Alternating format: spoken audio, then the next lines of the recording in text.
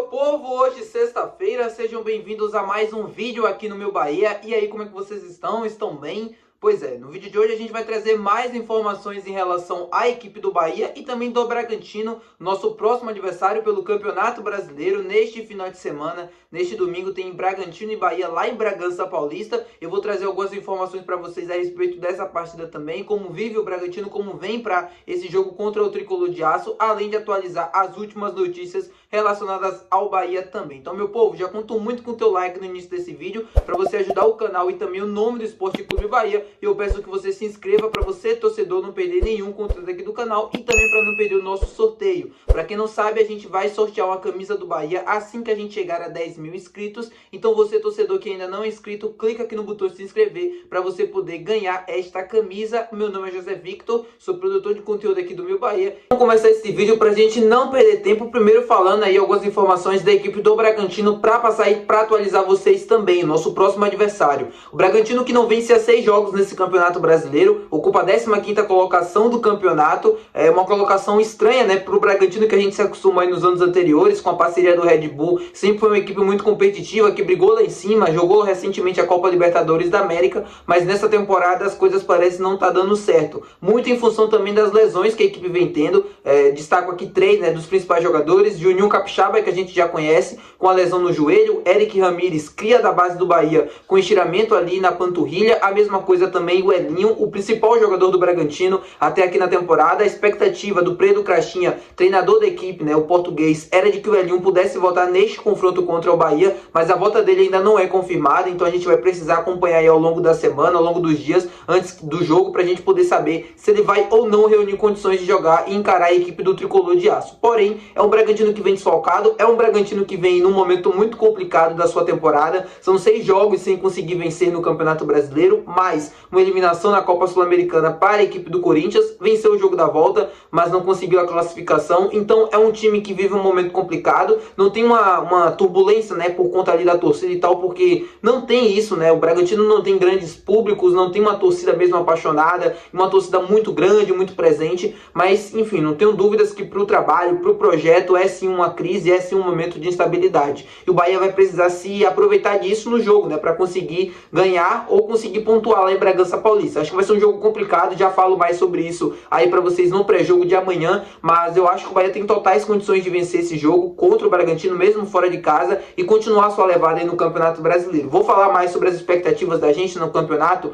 mas seria muito importante vencer este confronto. O árbitro deste confronto também já foi definido, né? David Oliveira Lacerda, do Espírito Santo, foi o responsável, né? Foi escalado aí pela CBF para apitar este confronto. Espero que ele possa fazer uma arbitragem limpa, ok, sem sustos, sem problemas. O Rafael Claus, no jogo contra o Flamengo, acho até que ele foi bem, mas em alguns lances ele deixou muito a desejar, principalmente no acréscimo, né? Foi, assim, bizarro, né? Aqueles minutos de 5 era muito mais que aquilo, no mínimo uns 8 minutos. Mas enfim, já passou. Vamos agora em frente, vamos falar sobre o Bahia, porque a gente tem algumas informações importantes para passar também no vídeo de hoje. Uma delas: Arias foi convocado no dia de ontem, você já deve ter visto, e muita gente estava me perguntando se ele consegue voltar a tempo para jogar o segundo jogo contra a equipe do Flamengo lá no Maracanã. Então eu vou atualizar aqui para vocês. O último jogo da seleção colombiana nesta data FIFA é no dia 10 de setembro, se eu não estou enganado é isso. E ele não é o titular da posição, ou seja, a expectativa é de que ele tenha poucos minutos nessa data FIFA, né? Ele não é o titular na Copa América era o Munhoz, por conta do cartão, né, que o Munhoz sofreu na semifinal, se eu não me engano. O Arias foi titular na final, mas não era isso para acontecer. Então a expectativa é de que o Arias fique no banco e não seja titular em nenhuma das duas partidas. Caso isso aconteça, ele no dia 11, ou até depois mesmo do jogo no dia 10, já pode se dirigir, né, se deslocar para o Rio de Janeiro para se encontrar com a delegação do Bahia. Não tenho dúvidas que o Bahia vai medir esforços para que isso aconteça, um voo particular, não sei, algo, mas o clube deve fazer, né, deve se movimentar para ter o lateral direito à disposição do técnico Rogério Ceni para este confronto contra o Flamengo.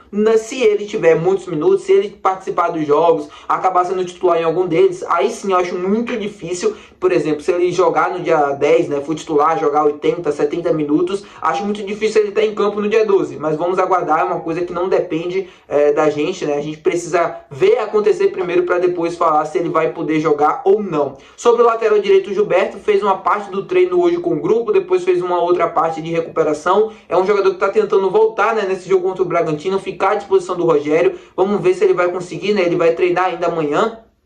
E aí a gente vai poder ter uma definição melhor se ele vai ser relacionado ou não para este confronto. Vi muita gente também falando sobre o Biel esquece também, assim, ele não treinou hoje, muito difícil, mesmo se treinar amanhã, é muito difícil que ele consiga voltar e consiga reunir condições. É um jogador que está sendo preparado para o jogo contra o Flamengo e não para este jogo contra o Bragantino. E o próprio Rogério falou sobre isso na coletiva, então não tem muito o que falar sobre isso não. No mais, sobre lesões, é isso, o Acevedo segue fazendo o seu tratamento, segue tentando voltar, acelerar esse processo. A gente sabe que é uma lesão difícil e que custa tempo. Sobre esse jogo contra o Bragantino, eu queria falar com vocês também sobre as nossas expectativas, até porque a gente volta, né, a atenção aí para o Campeonato Brasileiro. O Bahia ocupando a 6ª colocação no momento, não foi ultrapassado pelo Cruzeiro, né, que não venceu na quarta-feira, quando a gente estava encarando o Flamengo, o Internacional, se eu não me engano, o jogo foi 0-0 lá no Mineirão, e por conta disso o Bahia continua dentro do G6. O Fortaleza segue como líder do Campeonato Brasileiro, líder isolado, vai ter o confronto agora contra a equipe do Botafogo, primeiro contra segundo colocado, né, uma cerca de final antecipada do campeonato. Tem muita coisa ainda para acontecer, mas neste momento é uma final antecipada, né, o primeiro contra o segundo. O Fortaleza está fazendo é algo fora de série, assim, algo que ninguém imaginava quando começou o campeonato. Eu duvido que o próprio torcedor do Fortaleza imaginou isso. Eu duvido que a gente também, torcedor do Bahia, teve algum torcedor que imaginou que o Fortaleza brigaria pelo título do campeonato. É muito difícil você conseguir ter regularidade e competitividade suficiente para liderar o Campeonato Brasileiro com a folha que o Fortaleza tem. Então, assim, quando a gente fala do Fortaleza, eu sei que para o torcedor do Bahia é complicado, porque quer viver também essa expectativa de ganhar o Campeonato Brasileiro, de ganhar um título nacional, de passar de fase na Copa do Brasil. E quando compara o Vojvoda com o Rogério, e a gente vê coisas.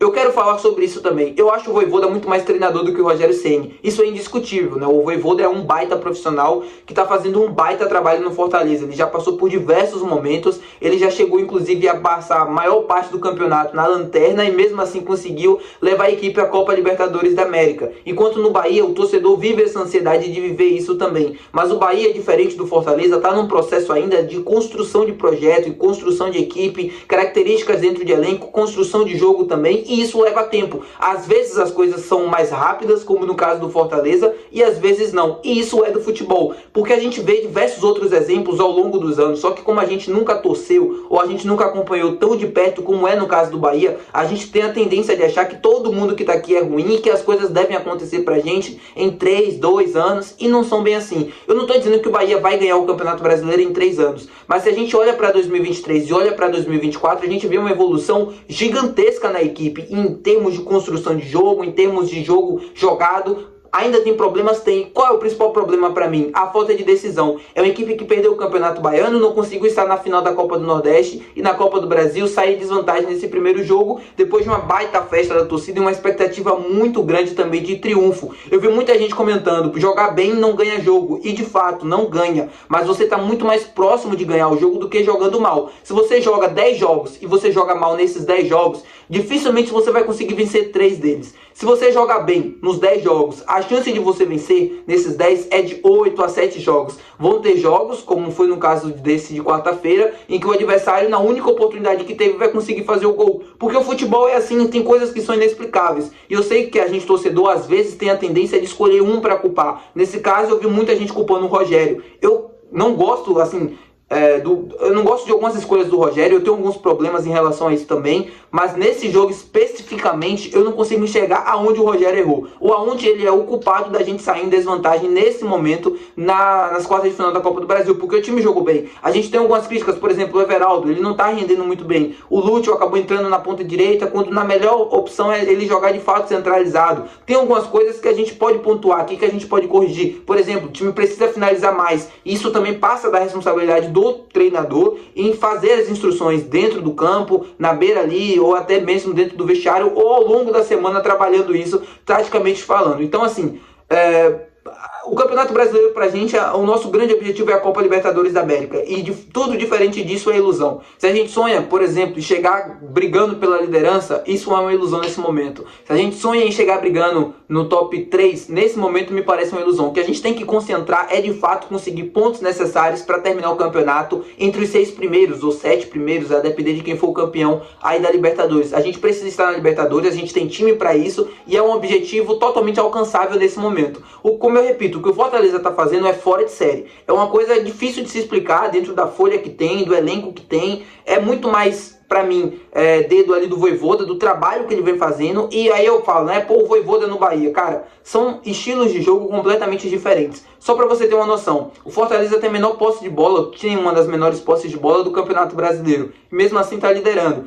Eu bato de novo naquela tecla. Estilo de jogo com posse de bola não ganha jogo. O que ganha jogo é você fazer o seu, né, o que você se propõe a fazer bem feito. Pode ser com a bola ou sem a bola. No caso do Fortaleza é sem a bola. No caso do Flamengo, né, do Palmeiras, que são equipes que costumam dominar mais o jogo com posse de bola. Então, isso de, posse de bola não ganha jogo. De fato, só posse de bola não ganha jogo. Mas se você se propõe a fazer, de jogar com a bola, se propõe a fazer isso muito bem, você consegue sim ganhar. Não é à toa que o Manchester City é tricampeão da Premier League, ganhou recentemente o Mundial, Champions League e diversas outras equipes que se propõem a jogar desta maneira aqui também no futebol sul-americano e no futebol brasileiro. Tá bom, meu povo? Muito obrigado por assistir o vídeo até aqui. Se você gostou, não se esquece de deixar o teu gostei, não se esquece de se inscrever que é muito importante e até o próximo vídeo. Valeu e tchau!